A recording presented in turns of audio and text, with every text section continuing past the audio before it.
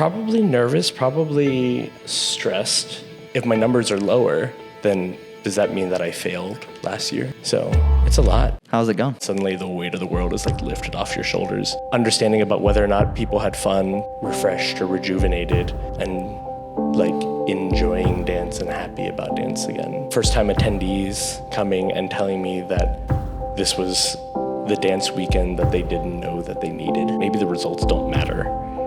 Maybe you can have fun regardless. So Hieu, man, big weekend coming up. How do you feel about, this weekend? Are you feeling positive? Are you feeling ready, or are you really stressed? What's the vibe? Probably nervous, probably stressed. Shifting back to a hotel. I don't know if we want to get like too deep into it, but like each year you always kind of expect and you hope for growth, progression, right? You have a good year, and last year was a good year, and the year before that was a good year, but you also like can't control the world, so you like plan for a thing. And I think our numbers going into the weekend are just like lower than we want, or that what I was like projecting for, right? So it's like nervous, and not that it's like a money thing, but even from like a vibe perspective, right? You do a dance event, and I feel like it shouldn't be personal, but it is. Yeah. Right? If 100%. If my numbers are lower, then does that mean that I failed last year? Even, maybe I just went through this whole year thinking we did a good job. And so, you just hope that at least, without having started the weekend, all I have to base is what my numbers are. And when that's not like in that like sparkling whatever, like you worry about even just like the mood, the energy of the room. How is it going to fill the room? Like, are people going to respond? Did people not like what you did before? So it's a lot. Okay, so that's interesting, because I didn't know that you had previously done this in a hotel, because I came last year where you were in the theatre, which was... Yes, we were in a children's theatre for 3 years, which was great. Absolutely incredible. So now moving into a hotel, numbers not quite as high as you'd like. Let's hope it's not a catastrophic failure. Fingers crossed. Here we go. Hieu, man, end of the weekend. How's it gone? It's going good. I think once I hit like Saturday night, you do awards, you get all the contests done, and then suddenly the weight of the world is like lifted off your shoulders. You have a pretty clear, like understanding about whether or not people had fun, the energy's good. You're running on adrenaline, right? I might be tired.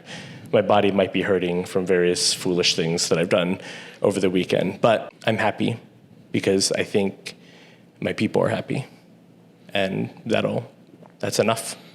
Dude, I think you massively understated everything. I thought that was an absolutely incredible weekend. Yeah. For me, thank you. There's a few weekends, I work crazy at weekends. I'm always up all hours, and there's definitely limits, and the FOMO only goes so far when you're doing back-to-back weekends. With this weekend, the FOMO has been so severe.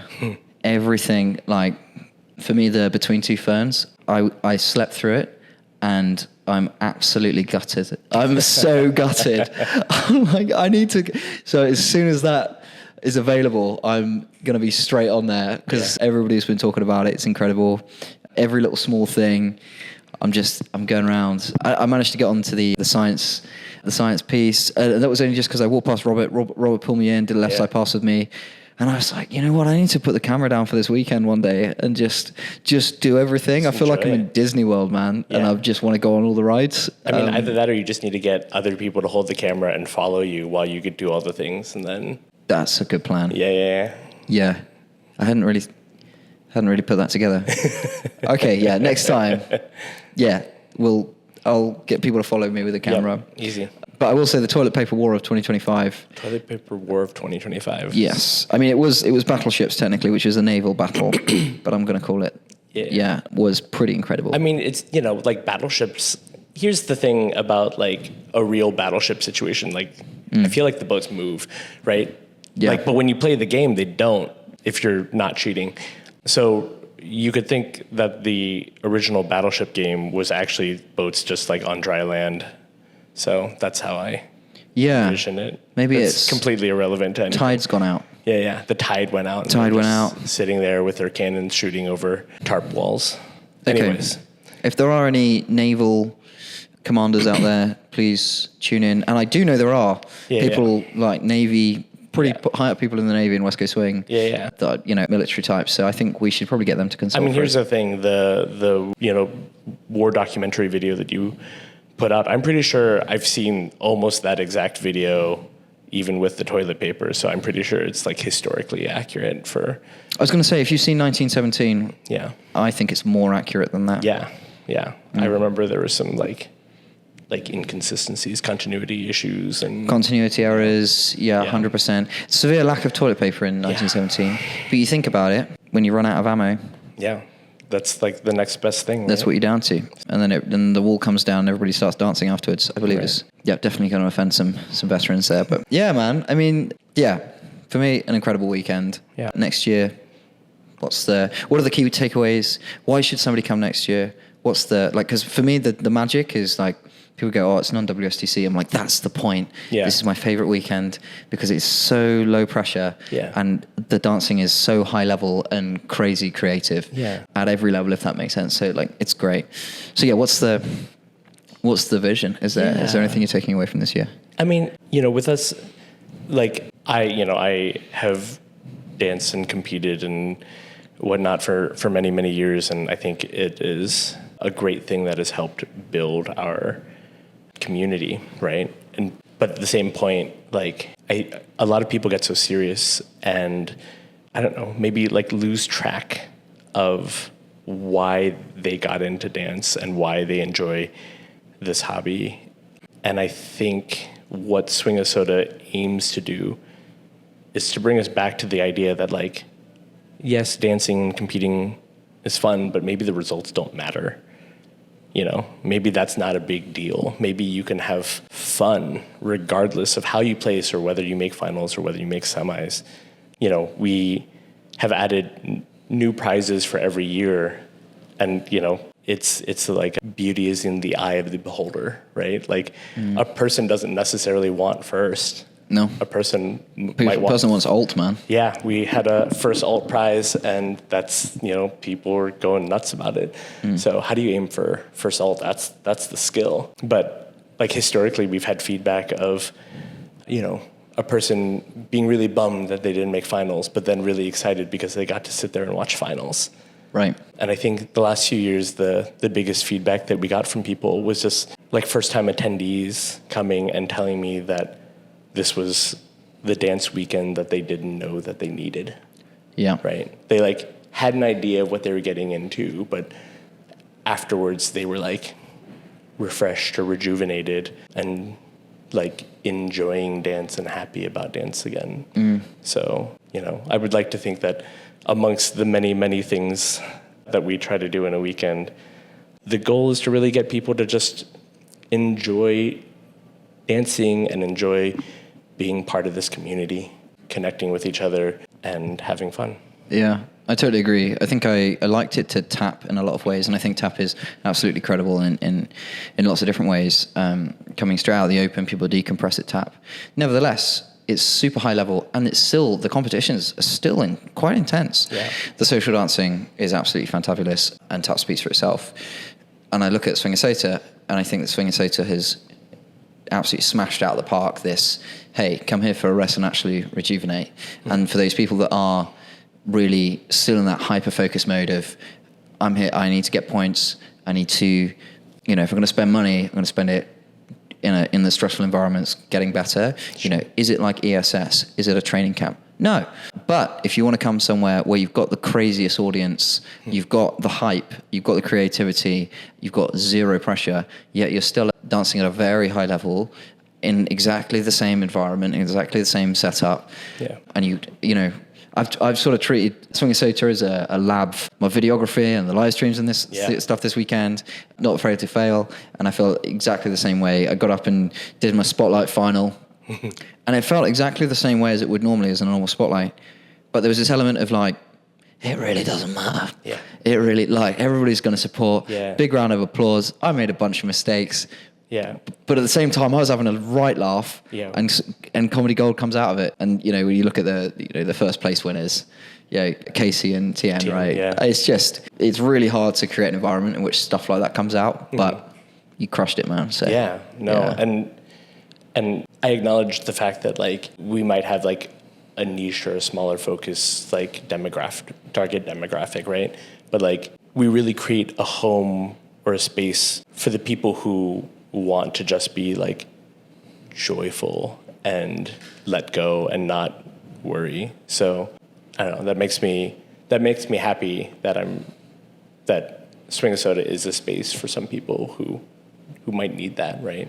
And bring something out. And, you know, for the people who enjoy dancing and hamming it up, then there's really that space for that. For the people who want to do something low pressure and not worry about things and not feel bad or like, you know, I don't know, judged, I guess. And like it's just a space for people to like feel comfortable. Totally agree. I think if you're in a space where you're going to 6 events this year, you got 6 WSDC events, you got budget for that, take one of those events and come here, man. Yeah. If you got 2, okay.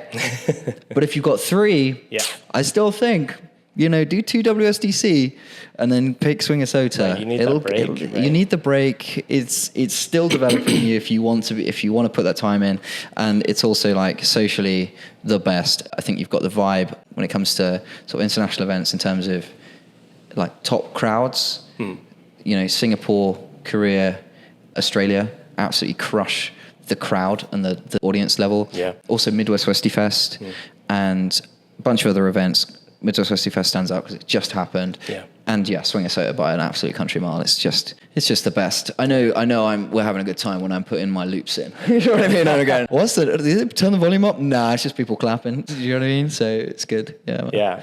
Yeah, no, talking about like people clapping, you know, I feel like, I don't know, any of our shows, any of our presentations is really just like an opportunity for the audience to like cheer and support you, you know?